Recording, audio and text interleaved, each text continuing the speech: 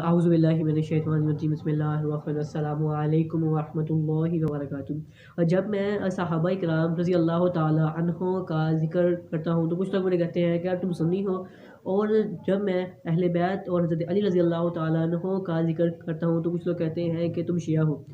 استغفر اللہ استغفر اللہ استغفر اللہ۔ جبکہ نبی پاک صلی اللہ علیہ وآلہ وسلم نے صحابہ کرام رضی اللہ تعالیٰ عنہ کو جنت کی بشارت عطا فرمائی ہے، ان میں سے حضرت ابوبکر، حضرت عمر، حضرت عثمان، حضرت علی رضی اللہ تعالیٰ عنہ یہ سبھی شامل ہیں۔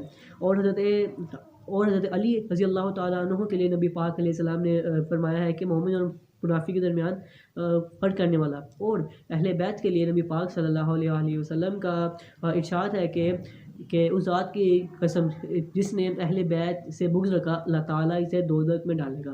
اور آپ کو آخر میں یہ بھی پتہ چلوں کہ یہ دونوں نشانیاں ناسبیت اور رافضیت کی ہوتی ہیں۔ ناسبیت کون ہوتے ہیں؟ جو حضرت علی اور اہل بیت سے بغض رکھتے ہیں، اور رافضی کون ہوتے ہیں؟ وہ صحابہ کرام رضی اللہ تعالیٰ عنہ سے بغض رکھتے ہیں۔ تو اب آپ سوچ لیجئے کہ آپ ان دونوں میں کسی ایک میں شامل تو نہیں ہیں، یا آپ ان دونوں سے محبت کرتے ہیں۔ السلام علیکم ورحمۃ اللہ وبرکاتہ۔ جزاک اللہ خیر۔